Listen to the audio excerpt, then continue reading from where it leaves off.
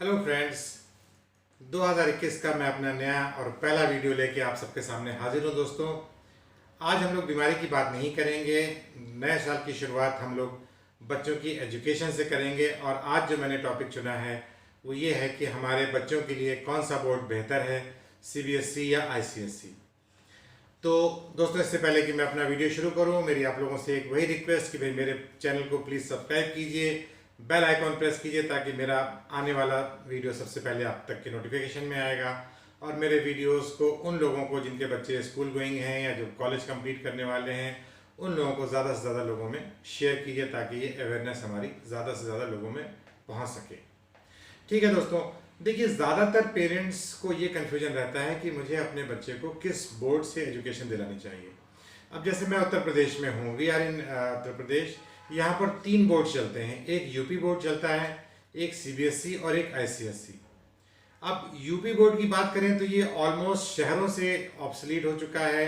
अब इसमें गांव के लेवल पे मैं समझता हूँ, रूरल लेवल पे यूपी बोर्ड्स के स्कूल्स ज़्यादा सक्सेसफुल हो रहे हैं क्योंकि वहाँ पर सीबीएसई और आईसीएसई के स्कूल हैं ही नहीं।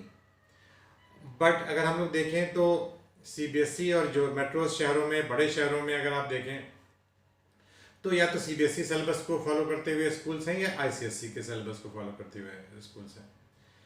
ज़्यादातर लोगों को अभी भी ये कंसेप्ट नहीं है कि उनका बच्चा किस सिलेबस में पढ़ रहा है। They don't have any clue.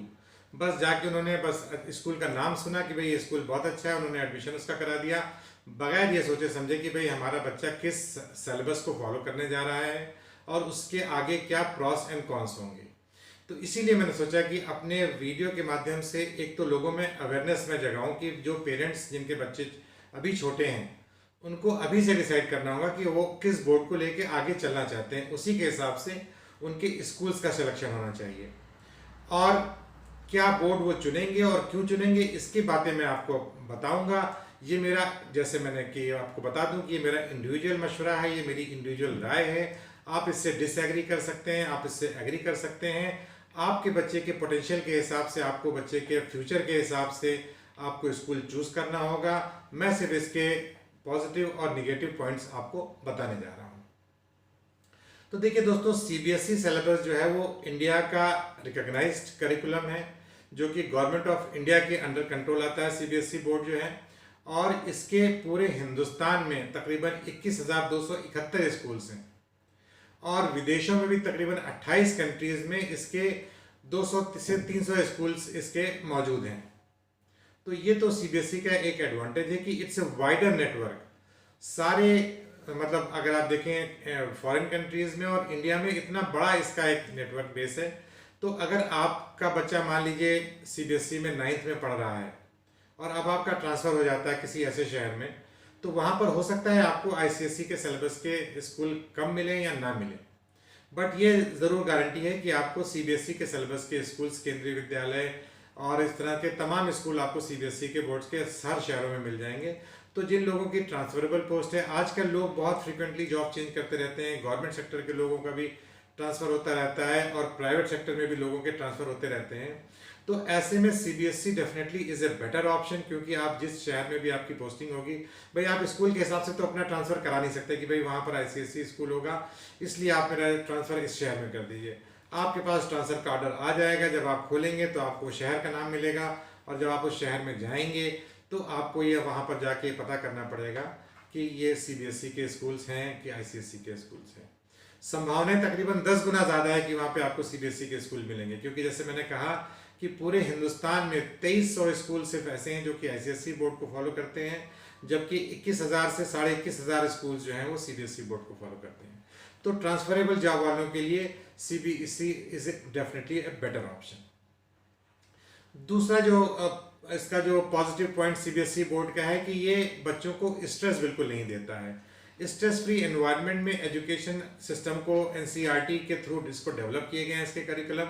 और इंडिया में जितने भी कॉम्पिटिशन्स हैं, चाहे वो आईआईटी हो, चाहे वो यूपीएससी हो और चाहे वो नीट का एग्ज़ाम हो, देखिए 3 मेजर हम समझते हैं कि जो हम लोग के जो बच्चे हम लोग एस्पायर करते हैं कि भाई मेरा बच्चा डॉक्टर बने या इंजीनियर बने या आईएएस बने, तो इन तीनों फ्यूचर कैरियर्स के लिए मैं समझता हूँ कि CBSE board is a better board, क्योंकि जो एनसीईआरटी की बुक्स हैं हूबहू सवाल नीट में, आईआईटी में उसी तरह से सवाल पूछे जाते हैं। तो सीबीएसई की जो साइंस साइड के सब्जेक्ट्स हैं दे आर वेल रिकॉग्नाइज्ड और सारे कंपटीशंस में उन लोगों को इसका एडवांटेज मिलता है। अब आपका बच्चे ने, अगर आपके बच्चे ने आईसीएसई बोर्ड से मान लीजिए 12th किया है और वह बोर्ड नीट की तैयारी कर रहा है, तो उसको एनसीईआरटी की बोर्ड अब एक्स्ट्रा पढ़नी पड़ेगी। अगर आपके बच्चे ने सीबीएसई से 12th किया है तो वो ऑलरेडी एनसीईआरटी की बुक पढ़ चुका है, उसी को वो रिवाइज करेगा तो उसका नीट का प्रिपरेशन उसके लिए आसान हो जाएगा। और अक्सर ये देखा गया है कि हूबहू वही सवाल जो कि आपके एनसीईआरटी की बुक्स में होते हैं, वही सवाल आईआईटी के मैथ्स के, साइंस के, फिजिक्स के, केमिस्ट्री के, अक्सर वही सवाल बिल्कुल आ जाते हैं जो कि आपके एनसीईआरटी के क्वेश्चनर्स में दिए रहते हैं। तो इसलिए अगर आपका बच्चा मैथ साइड से, साइंस साइड से, बायोलॉजी साइड से या यूपीएससी का कंपटीशन क्रैक करने के लिए तैयारी करना चाहता है तो उसके लिए CBSE is definitely a better option. अब बात कर लेते हैं आईसीएसई की। मैं आईसीएसई बोर्ड के खिलाफ नहीं हूँ, मेरे 2 बच्चों ने आईसीएसई बोर्ड से किया है और they are doing very good in their life even now. But ICSE का सिलेबस जो मैंने देखा है कि बहुत टफ बनाया है उन्होंने। हमारे बच्चों के लिए ये टफ सिलेबस बहुत स्ट्रेस दे देता है, बच्चों की अंडरस्टैंडिंग बनाया बहुत अच्छा किया। अगर हम सीबीएसई के सिलेबस को देखें तो जो उसकी डिज़ाइनिंग है जो बहुत अच्छी है कि बच्चे की ओवरऑल अंडरस्टैंडिंग को वो डेवलप करते हैं, बच्चों को पूरी प्रैक्टिकल नॉलेज देने का उन्होंने उसमें प्रावधान रखा है। बट हमारे बच्चे सिर्फ रट्टाफिकेशन पे आ जाते हैं क्योंकि उनको इतना ज़्यादा सिलेबस दे दिया जाता है कि फिर उसको वो पढ़ते नहीं है, सिर्फ रट लेते हैं और रट के वो पास होने की दौड़ में लग जाते हैं। और यहीं से सीबीएसई का जो आईसीएसई का बच्चा है वो परसेंटेज की दौड़ में लग जाता है। आप देखिए ज़्यादातर जो आईसीएसई बोर्ड्स के स्कूल हैं वो 97, 95%, 99% पे उनके बच्चे जाने की कोशिश करते रहते हैं। और अगर आप उनसे बात करें और उनका आप असेसमेंट करें तो आई डोंट थिंक कि उनका नॉलेज लेवल इतना ज़्यादा होता है। ये कहा जाता है कि आईसीएसई के जो प्रैक्टिकल्स हैं वो बहुत अच्छे हैं और उससे बच्चों को प्रैक्टिकल नॉलेज बहुत ज़्यादा हो जाती है। मैं इस बात से एग्री नहीं करता हूँ क्योंकि मैंने देखा है प्रैक्टिकल किस तरह से आईसीएसई के स्कूल वाले कराते हैं। सारे टीचर्स वहाँ बैठे रहते हैं बोर्ड्स में और बच्चों की हेल्प करते रहते हैं, तो कहीं से भी लर्निंग बच्चों की नहीं हो रही। मैं नहीं समझता हूँ कि जैसे मैंने कहा नहीं कि थ्योरेटिकल अगर आप देखें तो ऑन पेपर आईसीएसई का सिलेबस को बनाया बहुत अच्छा गया है, बट उसको हमारे बच्चे बहुत अच्छे से फॉलो नहीं कर रहे हैं और उसको स्ट्रेस में आके बच्चों के लिए वो, मैं समझता हूँ कि वो इतना यूजफुल साबित नहीं हो पा रहा है। आईसीएसई का जो एडवांटेज है इंग्लिश लिटरेचर का, उसको मैं डेफिनेटली मानता हूँ कि आईसीएसई की जो इंग्लिश है वो टफ है, उसका लिटरेचर पार्ट बहुत टफ है। ग्रामर पार्ट तो मैं समझता हूँ कि दोनों में, चाहे वो आईसीएसई का और सीबीएसई का हो, दोनों का बराबर है। बट अगर लिटरेचर पार्ट में अगर आपको अपने बच्चे को ह्यूमैनिटीज़ में डालना है या उसको इंग्लिश लिटरेचर से उसका फ्यूचर आप इंग्लिश में देख रहे हैं तो definitely ICSE is a better board for him, क्योंकि उसकी नॉलेज इंग्लिश की बहुत इन डेप्थ हो जाती है, लैंग्वेज की और लिटरेचर की पकड़ उसकी बहुत अच्छी हो जाती है।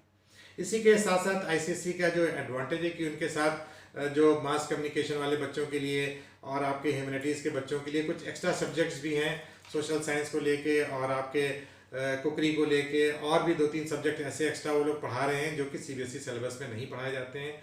तो अगर बच्चा आपका ऑफ बीट सिलेबस या ऑफ बीट करियर में जाना चाहता है, ह्यूमैनिटीज़ में जाना चाहता है, तो उसके लिए ICSE will be a better option as compared to CBSE. But अगर आपका बच्चा साइंस साइड से पढ़ रहा है, उसको नीट, आईआईटी या आपको उसका यूपीएससी क्रैक करना है, तो CBSE definitely is a better option.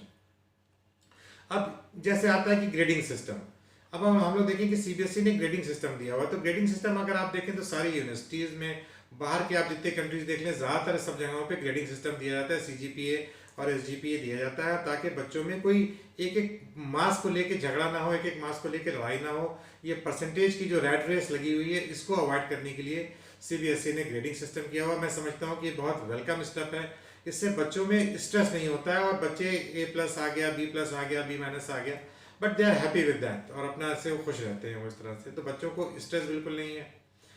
अगर हम इंग्लिश की भी बात करें तो जो सीबीएसई का मैंने देखा है कि जो इंग्लिश का पैटर्न है वो बिल्कुल इस तरह से बनाया गया है कि जो कि आईएलटीएस या टॉफल करने के जो बच्चे एग्ज़ाम देते हैं, बाहर भी जो कंट्रीज़ में जाना चाह रहे हैं, उनके लिए भी सीबीएसई, अक्सर ये कहते हैं लोग कि उसको उनको डिसएडवांटेज रहता है, जो बच्चे बाहर जाना चाहते हैं तो सीबीएसई वालों को डिसएडवांटेज रहता है। मैं इस बात से दोस्तों बिल्कुल एग्री नहीं करता हूँ। सीबीएसई वाले बच्चे भी इंग्लिश में उसी तरह से ट्रेन किए जाते हैं।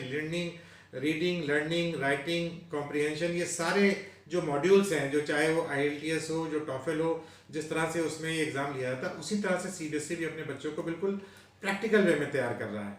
तो किसी एंगल से मैं समझता हूँ कि सीबीएसई का बच्चा फॉरेन कंट्री में अप्लाई करने के लिए, सेट का एग्ज़ाम देने के लिए कहीं से कमज़ोर नहीं पड़ेगा और आईसीएसई के बच्चों से किसी एंगल से हल्का नहीं पड़ेगा। तो ये इसका एडवांटेज हुआ। इसके अलावा जैसे मैंने कहा कि अगर आपका बच्चा, मान लीजिए बाहर अपने बच्चे को आप पढ़ा रहे हैं, अब आपको इंडिया आना पड़ रहा है, तो बाहर किसी भी कंट्री में आईसीएसई सिलेबस नहीं चलता है। चाहे आप गल्फ कंट्रीज में काम कर रहे हो या आप किसी और इंडोनेशिया या और भी कई कंट्रीज में जो जहाँ पे सीबीएसई सिलेबस चल रहा है, अगर आप वहाँ से अपनी कंट्री में लौट के आते हैं तो देखिए एक बात तो याद रखिए कि अगर आपके बच्चे ने 9th में आईसीएसई में रजिस्टर किया है तो 10th में आपको सीबीएसई सिलेबस वाले लोग नहीं लेंगे। इसी का वाइस वर्सा भी ट्रू है। अगर आपके बच्चे ने सीबीएसई में 9th में रजिस्टर किया है या 11th में सीबीएसई में रजिस्टर किया है तो 12th का एग्ज़ाम भी आपको उसी बोर्ड से देना होगा।